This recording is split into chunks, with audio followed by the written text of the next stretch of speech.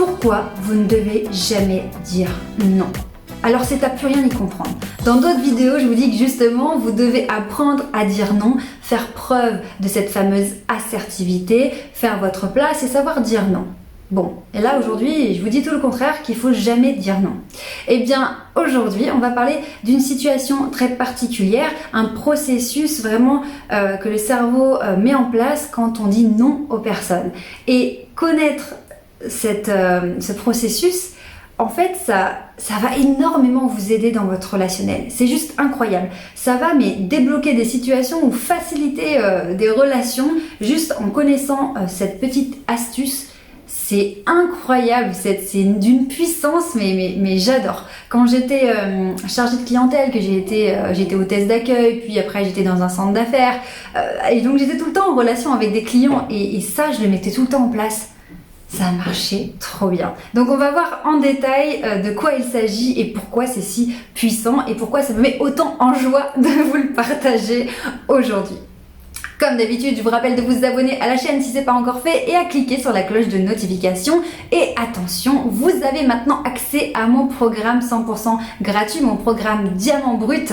Vraiment, vous cliquez sur le lien qui est juste en dessous de cette vidéo. Ça prend 2 secondes pour vous inscrire et vous avez accès à tous mes conseils sur tous les paramètres indispensables à connaître et à maîtriser pour gagner en impact, en leadership, en charisme, se sentir mieux au quotidien, se sentir solide, épanoui et pouvoir atteindre tous vos objectifs. Donc vraiment, ratez pas cette opportunité, c'est gratuit. Il y a juste à cliquer et à s'inscrire et voilà. Donc non, vraiment, j'ai mis tout mon cœur dans cette formation gratuite. Donc vraiment, allez-y.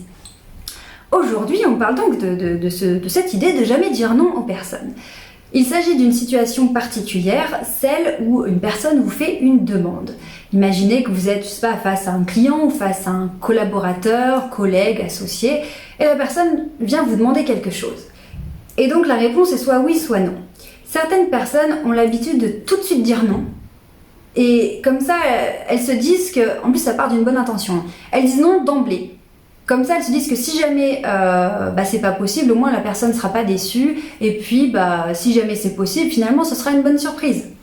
Malheureusement, pour moi, c'est pas du tout le mieux à faire. Au contraire, c'est contre-productif. Pourquoi ? Parce que quand une personne vous fait une demande, pour elle, elle a un objectif à atteindre, elle a quelque chose, quoi. C'est pas rien de faire une demande à quelqu'un. Il y a un but derrière. Donc, il y a un enjeu derrière. Et donc, pour cette personne, elle va avoir soit un oui, soit un non. Si d'emblée, quand on vous fait une demande, vous répondez non, puis après vous allez voir si c'est possible, et après vous revenez à dire bon finalement oui d'accord ça va être possible parce que si, parce que ça, ce qui se passe c'est que quand la personne entend non, eh bien c'est comme si elle fermait la communication, elle va fermer ses écoutilles. Pourquoi ? Parce que pour elle, c'est un dossier qui est clos, cette opportunité, cette idée qu'elle a eue, cette solution qu'elle aurait pu avoir, c'est raté, c'est non. Donc à partir du moment où vous dites non, vous refusez, la personne, elle va déjà commencer à chercher d'autres possibilités, d'autres solutions, donc elle est déjà passée à autre chose. Et donc vous aurez beau lui expliquer des trucs derrière, il n'y a plus de communication parce que ok c'est non, et spontanément on va réfléchir à d'autres choses. Donc c'est beaucoup moins impactant en termes de communication. Maintenant, autre possibilité, la personne vient vous demander quelque chose et là vous ne dites pas non d'emblée, vous ne dites pas oui non plus parce que vous ne savez pas encore si c'est possible, mais vous êtes dans l'empathie, l'écoute et l'échange. C'est-à-dire que vous pouvez dire dans ce cas-là, Monsieur Dupont, oui, j'entends, je comprends votre demande, je prends vraiment en considération votre demande. Écoutez, je vais aller me renseigner et je reviens vers vous dans tel délai, par mail, par téléphone, et je vous donnerai la réponse. Que s'est-il passé pour Monsieur Dupont ? Il n'a pas eu un oui, parce que vous ne savez pas encore, il n'a pas eu non plus un non. Donc pour lui, il est encore ouvert à la communication, il est dans l'attente et il sait que vous êtes en train de traiter sa demande. Donc cette possibilité, cette solution qu'il vous demande, elle est encore possible pour lui. Donc il est encore dans l'échange. Et vraiment, ce qui est important de comprendre, c'est que le cerveau vit très mal quand on lui dit non. Vraiment, ça bloque. Essayez de penser à des situations que vous avez pu vivre au quotidien. Quand vous demandez un service à quelqu'un, oui, est-ce que demain tu peux me déposer à tel endroit? Ah non, non, non, pas demain. Ou et après, la personne aura beau vous expliquer pourquoi elle vous dit non, vous, la seule chose que vous voyez, que vous entendez, c'est ce gros non, ce gros, comme un rejet que vous avez eu un peu, vous avez pris un non dans la face. Et après, ce non prend tellement de place qu'on n'écoute plus vraiment peu importe ce qu'on nous dit derrière. Ouais, nous, on est déjà préoccupés par le fait qu'on nous ait dit non, en fait. Alors que si la personne, au lieu de vous balancer un non d'emblée comme ça, elle vous dit, bah écoute, demain matin, ça va être un petit peu tendu parce que j'ai ci, j'ai ça, donc j'ai peur de pas pouvoir te déposer. Est-ce que tu aurais une autre solution? Voilà, c'est pas du tout pareil en termes de communication. Parce que vu que la personne est en train de m'expliquer factuellement que demain matin ça va être compliqué pour elle, c'est comme si on était vraiment ensemble pour chercher une solution. C'est pas du tout le non que je me prends en pleine face au rejet. C'est vraiment ok, je comprends, et là je suis en train de comprendre qu'en fait non, ça va pas être possible. Bon, et c'est un non qui est beaucoup plus facile à digérer parce qu'on a eu les explications en amont plutôt qu'un non en pleine face sans savoir d'où il sort ce non. C'est terrible.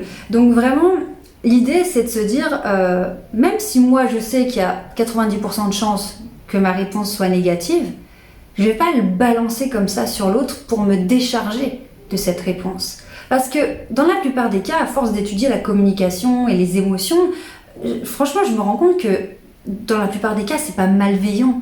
C'est pas qu'on veut faire du mal à l'autre en lui balançant un non comme ça en pleine face. C'est souvent parce que soit on ne sait pas gérer la réponse qu'on va donner, soit on a peur de faire du mal à l'autre en face, soit on a peur qu'il soit déçu. Souvent c'est par peur de décevoir, par peur de faire mal qu'on sort les trucs n'importe comment sans réfléchir, et c'est bien pire que si on avait fait autrement.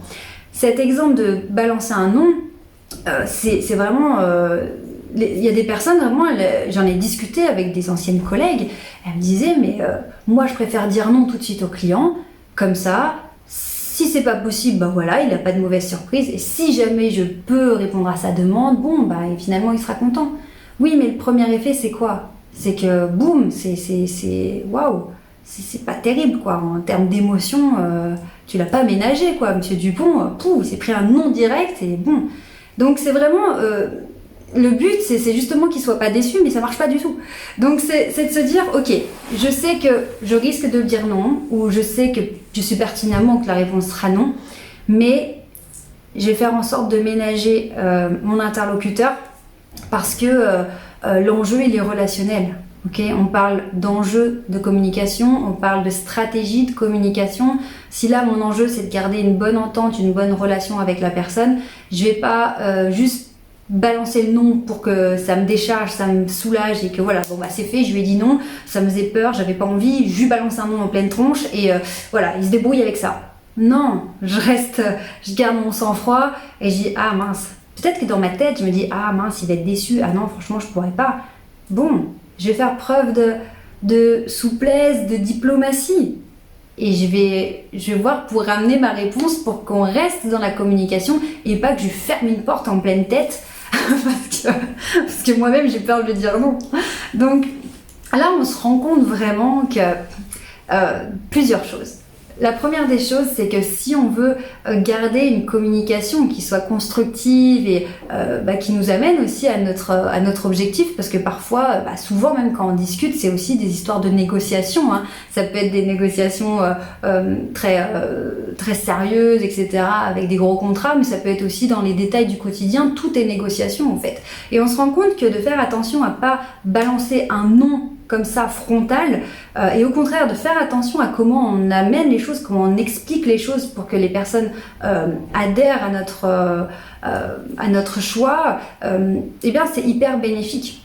Donc vraiment utiliser cette technique de oui, je t'entends, je te comprends, je me mets à ta place, j'ai de l'empathie, ok, je te considère, je considère ta demande, je comprends que pour toi elle est légitime, ok, on est ensemble, mais je t'explique que, etc., ça va pas être possible. Là, je reste vraiment dans un côté diplomatique où je maintiens cette communication et ça reste ouvert. Maintenant, ça va vraiment servir au quotidien. et se dire que c'est vraiment un mécanisme du cerveau en fait. C'est le truc, si je balance un nom, ça coupe tout. Donc vraiment, il y a le côté, ouais, vous allez peut-être me dire en commentaire, oui, mais alors c'est toujours à nous de ménager les autres, c'est toujours à nous de faire attention à comment on va dire non, de faire attention à comment on va dire les choses, de rester factuel, Bah oui, oui, parce que vous en avez conscience. Et vous allez voir que agir comme ça, eh bien, ça va montrer le chemin aux autres. Et c'est comme tout ce qui est communication non violente. C'est vraiment, j'arrête d'être dans des schémas de confrontation, des schémas destructeurs, d'être dans l'escalade des reproches, etc. J'arrête ces schémas-là et je vais dans des schémas beaucoup plus sains. Bah, vous allez voir que les autres vont faire comme vous au bout d'un moment. Alors au début, oui, vous serez le seul à faire attention, vous serez la seule personne de votre entourage à ménager les émotions des autres, à veiller à avoir une certaine diplomatie, une certaine recherche dans votre façon de communiquer. Mais plus vous allez le faire, plus les autres vont commencer à se dire « Waouh, c'est pas si bête que ça de réagir comme ça. Ah, ça c'est une bonne réaction. Ouais, j'aurais peut-être pas réagi comme ça, mais ouais. » Et petit à petit, inconsciemment, les autres vont se mettre au diapason avec votre nouvelle attitude parce que c'est beaucoup plus bénéfique, on avance beaucoup plus, on échange beaucoup plus, c'est beaucoup plus constructif et au niveau du ressenti, c'est beaucoup plus agréable, c'est beaucoup plus confortable plutôt que de se balancer des shots d'émotions négatives pour se débarrasser d'un truc qu'on ne sait pas gérer. Voilà, donc vraiment, ce truc du non qui ferme la porte, c'est hyper puissant. Et d'ailleurs, vous le voyez chez les bons vendeurs. Les bons vendeurs ou même des coachs, vous allez dire un truc, ils vont d'abord vous dire oui, ok, je comprends. Même s'ils pensent que vous plantez complètement. Ils vont dire oui, ok, je comprends dans le sens, je vous entends, j'entends ce que vous êtes en train d'exprimer, je prends en considération ce que vous êtes en train d'exprimer parce que c'est important pour vous. Je prends les informations. Maintenant, je pense différemment. Et c'est comme ça qu'on s'écoute et qu'on se répond. Parce que si je suis tout de suite dans la confrontation, eh bien la personne qui s'exprimait, elle a eu l'impression de ne pas être écoutée ou que ça n'a pas été constructif en fait. Donc vraiment, ça peut aller très loin, cette histoire de est-ce que je dis non tout de suite ou est-ce que d'abord je fais une première étape qui montre que j'écoute la personne. Et c'est hyper puissant. Donc maintenant, essayez de l'appliquer, maintenant que vous avez vu cette vidéo, que ce soit avec vos collègues, ou votre famille, vos enfants, vos parents. À chaque fois qu'on va vous dire quelque chose, vous allez avoir cette pulsion de dire « Ah ben non, attends, on va pas faire comme ça » ou « Mais non, mais n'importe quoi, mais attends, mais t'es bête ou quoi ?» Parce qu'on a cette réaction vraiment plus forte que nous, on dit « Mais il dit n'importe quoi lui » ou « Mais je suis pas d'accord » et on a envie juste d'exprimer et de se soulager de cette émotion. Et bien là, la prochaine fois, je vous invite à ne pas laisser sortir cette spontanéité qui va un peu casser l'autre et prendre du recul, respirer un coup et dire ok, je comprends que tu aies envie d'y aller absolument demain, là, et après je vais exprimer ce que j'avais envie qu'il sorte d'un coup, je vais l'exprimer différemment. Et vous allez voir que l'autre en face va appréhender votre désaccord d'une manière totalement différente.